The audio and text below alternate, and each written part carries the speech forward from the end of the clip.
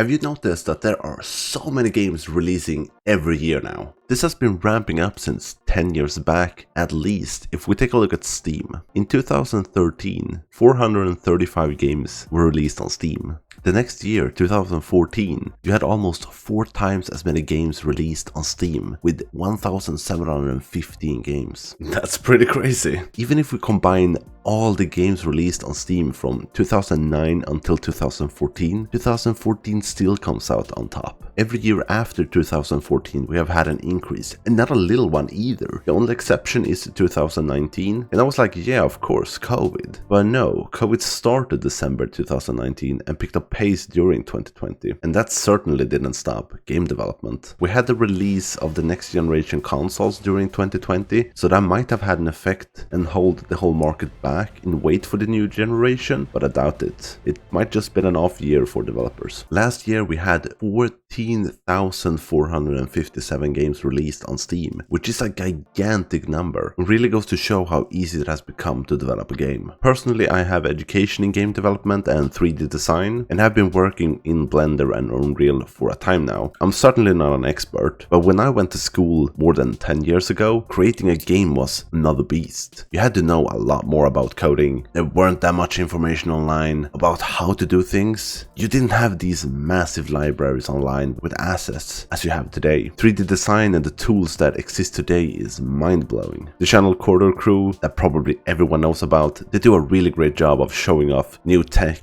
and how it can be used, tools in programs and tools outside as well. My point with all this is that there are so many good tools today that can be used to create games. YouTube is a goldmine when it comes to tutorials and problem solving. If you go to the Unreal store, they give away free assets every month. There are so many sites where you can get a hold of free assets, models. You can buy them really cheap as well. It's super cool. And then we get to the Unreal Engine itself. I haven't used Unity for about 7 years, so I don't know how easy it is to use today, but the Unreal Engine is amazing. You can do so much in the Unreal 5 engine, and it's getting better every year. The node system is so cool, and now you don't even have to write code. You of course have the option, and it has to be done for certain parts and certain things, where you can basically set up entire games using only nodes. In Unreal Engine you can also create 3D maps and objects. You can set up skeletons and do animations. You have an entire assets library with textures to use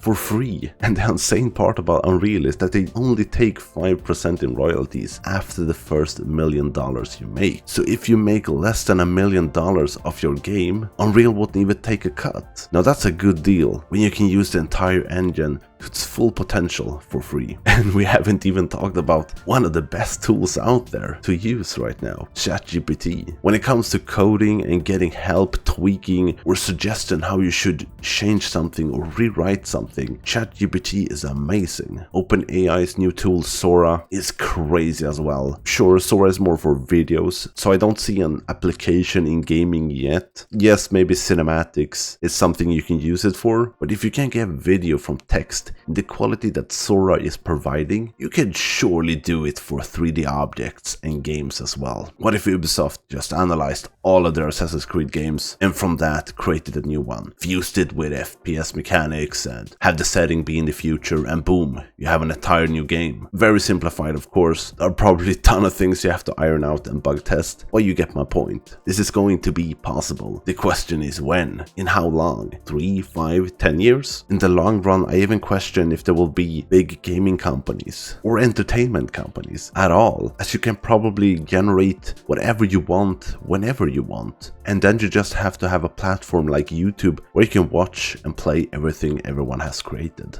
Who knows? But let's get back to the point. The tools we have today are really good, and anyone can learn how to create a game today. That's why you see games like Palworld succeed and games like Suicide Squad fail. To start developing a game 5, 6 or 7 years before the release date and have several hundreds of people working on the game, I mean, it needs to succeed. The company needs to bring in the money at the end of the day, and I think this has really changed the mindset of the higher-ups at these big companies. Rocksteady Studios that have developed the Suicide Squad game is owned by Warner Bros. Warner Bros have shareholders, and it's a gigantic company. They might not have a hand in everything that Rocksteady does, but they surely have expectation and requirements that need to be met. Changing the direction of a game this big is not an easy thing. 7 years ago, the gaming market was half of what it is today. Trends in games change so quick now, and indie games that are small and use early access to its advantage can really harness what the players want from the game and have a gigantic advantage now. Yes, the competition have never been bigger as well, and you see this when games like Vampire Survivors blows up. There will be a ton of games trying to replicate the formula or make it better. I'm not saying it's a bad thing, while you get a lot of shitty games coming out of it, while you also get the gems like Halls of Torment and Death Must Die. These are really good games that build upon Vampire Survivors' already established formula. The same happened with PUBG and the Battle Royale formula. So many big studios tried to create a successful Battle Royale game because they saw what PUBG did, but so many failed as well. I don't see the amount of games releasing every year slowing down anytime soon. I think there will be a cap when it's not profitable for the average person to create their own game, but then at that point it's probably gonna be even easier to create a game, and so who knows. The amount of games releasing is also why we see a decline in live service games and MMOs. People don't have the time or the interest to keep playing the same game for hundreds or even thousands of hours. Live service was the shit a few years ago when Destiny, Genshin and Fortnite came out, but that's really hard to recreate today. Not impossible, but very hard. I just find it so interesting that the amount of games being released every year is greater and greater. When I played Halo 3 every day for years back in 2007, there were only a few hundred games releasing every year, and last year we had over 14,000 games. Yeah, not all of them are relevant, most of them you will never come across, but still, they exist and are playable on Steam. I think that's amazing, and it's so cool to see people's creations. When the indie developers listen to their community to improve their game, it's a very important tool that the big gaming companies often don't use. To include the people that are going to play the game in the development process is a really powerful thing. It's of course not necessary in every case or for every game, but if you don't have years of experience, it's a great tool that will benefit everyone. Thanks for watching, have a great day, see you in the next one, bye.